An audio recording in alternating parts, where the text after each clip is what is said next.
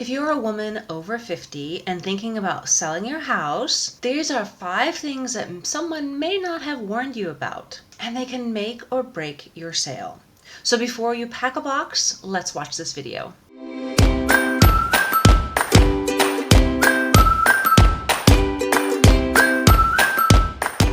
Hey there, home sellers. Welcome back. My name is Kasha and I'm a home stager. And in today's episode and from now on, I'm going to be concentrating on helping women over 50 years old, maybe those of you in your 40s, who just don't have that designer's eye and wonder, well, I've heard about home staging, but what do I really need to do about it? Well, in this episode, we're talking about 5 things that women over 50 wish they knew before they sold their house. Now, it's staging, maybe something new, maybe something you've heard of it, but you're just kind of like, Kasha, I don't know what it is that I need to do. Can you please help me? Yes, I would love to help you out with that. You're selling your house because you're transitioning into a different part of your life, right? Maybe you're downsizing. Maybe you're moving closer to family. Maybe you're an empty nester at this point, and you're just maybe there's a divorce, a retirement, something, and you just have to sell your house, right? So these are things that someone wishes that I would have told other clients that I've had who are over the 50s and kind of just wondering, what do I do? So that's what we're going to focus on in this episode. So the first thing that you kind of have to consider is that it's more emotional than you expect. And you're probably thinking, well, yeah, I probably lived in this house for X amount of years. Maybe you lived in it 10, 15, 20 years, and you're now looking around going, oh, wow, what do I do? Where do I even get started? And it's emotional. Letting go of a home is a very emotional thing, and it's hard, but it's normal, okay? And that's what I want to share with you in this episode, because you may be having to think about, selling the home because you've lost a loved one and you can't maintain the home any longer. Maybe it's just too big for you and you just don't want all this space, okay? And your identity is tied to the home. Maybe you've had great big parties here, or just the way you've decorated it just reflects your personal style. But when it comes to staging, you're going to have to depersonalize a couple things, and that's where you need to get started. So in this case, what I would recommend is maybe start staging or trying to cleaning up rooms that are less emotionally tied to you, like maybe a guest room, or maybe the garage. That's kind of a hard tackle, kind of big. But pick a room, maybe a laundry room, that's something that's less emotionally attached to maybe why you're moving, okay? So just be aware that when you're staging your house, you're probably looking around going, but these are things that I love and see, and I know. But when it comes time to selling your house, you're gonna have to think about it in the way that this is no longer your home. This is gonna be somebody else's home, and they're gonna love it just as much as you did. Number 2 is that clutter can kill your sale. And you're probably looking around going, well, yeah, but what is clutter? And that's kind of a thing that I have to define for you, because you may not realize it, because buyers need to see the space, not your stuff, okay? And even if your things are of high quality, maybe you have this beautiful vase that you got in these travels, or this picturesque, artwork or something like that behind me, or, well, that's not high quality, but you know what I mean? If you have a high quality piece of artwork or rug, maybe even, any of those types of things, you kind of have to look at and look with a critical eye. I'm not saying remove everything, but there may be certain things, like maybe you have a collection of some cuckoo clocks or something like that. Yeah, those are expensive, I know, but we're not going to be showing those off when it comes time to staging your house. So we got to talk about visual clutter, because it overwhelms buyers. When you see a collection of plates or teacups or dolls or cuckoo clocks, whatever it may be, that is just clutter, and you need to just remove it and pack it away. If that is something that you're going to be taking with you to your next house, but it visually just clutters up the space, we need to start taking that down. Start packing it up, putting it away, and remove that, because that just hinders the buyers. Okay, they're just going to visually see, oh, there's a lot of stuff in here, grandma lives in here, which I know some of you in 50s and 60s are going, but I'm not a grandma. Okay, but you're not the modern person, maybe. I know I'm not trying to hurt your feelings. I'm really not. But I know I have old fashioned type things too that my kids are like, yeah, I'd never want that. So there may be something that maybe your older kids want, or maybe you've packed away thinking they do want it. Ask them before you pack it up and think that you can give it to them. Really, seriously, you do need to consider that, okay? So I know I've had certain things that my mom, and thinking that I want it, I'm looking at it going, I have no room, number one. And number two, it doesn't go with my style of my decorating sense. And number three, it's just, I don't want it. It doesn't do anything for me. Now, again, some of your clutter, you may not think of as clutter, okay? It's just maybe just too much of one thing or a couple of things, right? So let's start with maybe a collection of like plates or china or something like that, right? Maybe it's just nothing your kids want, right? But somebody else would love. So if you're going to do an estate sale, maybe you're going to do a garage sale, maybe you're going to donate it or consign it. That's a possible thing too. But don't take it with you if you know you're going to be downsizing anyway and you can't fit it in your new home. Okay, maybe you're going downsizing to a condo. Yeah, that china plate collection of whatever it is probably not going to make it.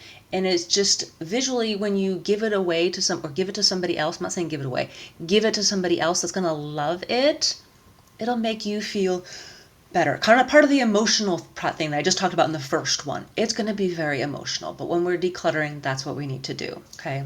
You want to start decluttering before you're just emotionally drained from moving, okay? So start now. So maybe you're not selling your house now. Maybe you're selling it 6 months from now. Start right now. Start doing these, taking the steps. Look around each room.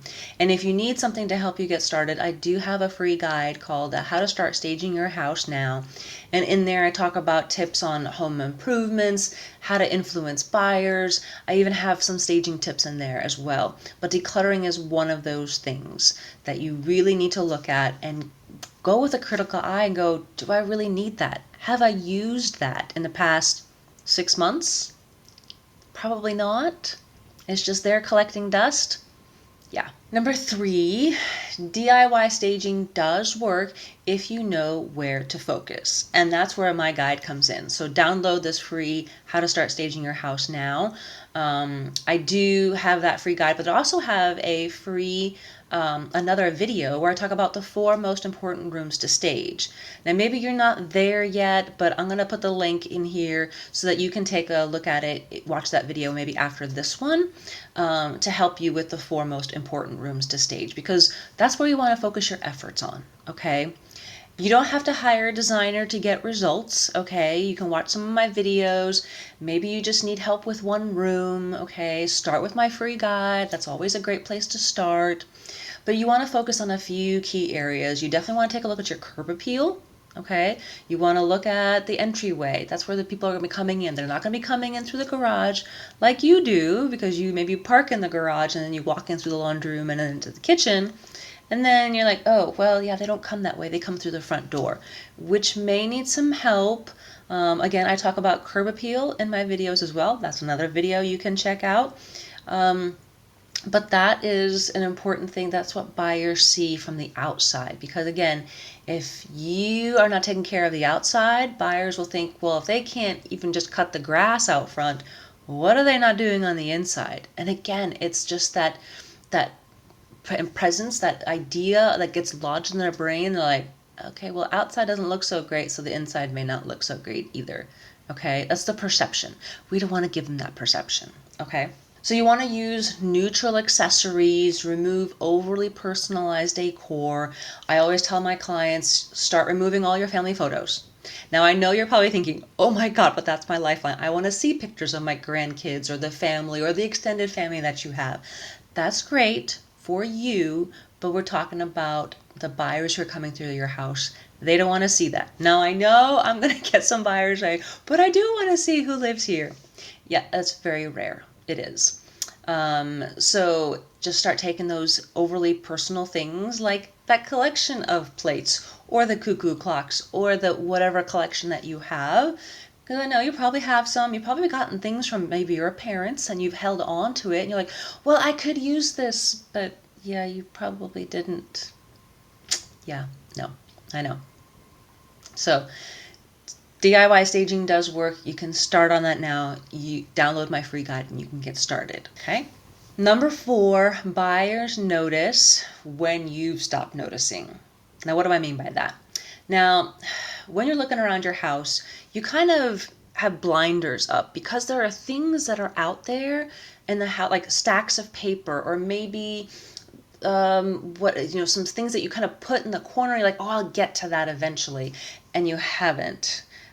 It's become part of your everyday life, and you don't realize that it's there until someone points it out and says, yeah, we need to take care of that stuff in the corner over there. What's that? Maybe it's a pile of paperwork. Maybe it's, things that you were starting. Maybe it's a craft or something like that. Well, now it's time to ditch it, pitch it, donate it, something. Yeah, decide what needs to happen. And that's part of the decluttering, okay? So some of the things that may be kind of your blind spots, okay? Maybe odors. Maybe you don't realize that there's a smell. Maybe you have pets in the house, okay? Maybe you have overly perfumed candles, all right? Maybe you have some outdated fixtures because you've lived in the house for 10, 15, 20 years and some of those things have been outdated. Yeah, yeah. Or maybe your paint just needs some touch up on the walls, or maybe it's just the wrong color, it's faded over time. Okay. So those are the time what I mean by, blind, when you stop noticing things. You don't realize that, oh, well that probably needs to change, that needs to go. So take a look around, either ask a friend or a stager. I do offer consultations where I can go talk about, okay, well, you need to think about upgrading this or changing this out, whatever it may be, because you don't want your house to be looked at, and buyers will look at it with a critical eye, because they'll look around going, okay, I need to update in here, and this is going to cost me X amount of dollars, and they're going to say, well, that's going to cost me $100 here, another $100 there, blah, blah, blah. So that means they're going to reduce their price on the offer of your home. You don't want them to do that. You want them to walk in and go, oh, wow, everything's pretty much done, other than obviously the decor. They're going to make it to their own taste. That's perfectly fine. But you want them to think, oh, well, yeah, I could just move right on in. That's what you want them to do. Okay? So take a look at that. All right? And the last tip I have for you is basically a little prep now equals a big payoff later. Now, what I mean by that is, like I said, staged homes, they sell faster than non-staged homes. If you take a look online right now, you will probably see some houses that look, like I said, move-in ready. Now, those are the ones that are going to fetch a higher price, maybe even at asking price. But then you probably noticed a couple of homes that may not look so great. Maybe they're just a lot of clutter, a lot of old-fashioned things. And that's when the buyers are going to look around. They're going to compare the two and realize, oh, well, this one's move-in ready at this price, and this one, same, similar style or whatever, but I need to change the paint, I need to change out the fixtures, I need to do all this, I got to put some more money in, we're going to have a lesser cost. Which one are they going to pick? Now, I know with the real estate market in 2025 right now, things have slowed down a lot for sellers. The homes are taking longer to sell, right? I've even seen that buyers are even ghosting on some of the sellers, which is a crazy thing right there too. Scary, but it happens. But just be aware that when you make the effort to change a few things, like I mentioned, the clutter, the paint, the decor, the outdated fixtures, those types of things. Things like delaying fixing a broken handle. Maybe there's a handle that's missing on one of the cabinets, okay? It can slow down the sale later, okay? So, and you may not think it matters because oh, well, the buyer's gonna change it anyway. They're gonna change the color to something else. Why should I even bother? Again, just like I was talking about, they're gonna be making a list of this needs to be fixed, this needs to be done, this needs to be changed, blah, blah, blah. again, they're going to offer less for your home than what it's listed at, and probably less than what you want. Okay. And they may even overestimate what they think it takes to, paint a room. Yeah. And that's what's going to reflect in their offer. Okay. Take the time right now to start with downloading my free guide, How to Start Staging Now, so that you can at least start a plan of action so that you can work on, well, I need to work on this room, I need to do this, let me start doing this. And as you do this, because it's not something that you can attack all in one day, I don't recommend doing that.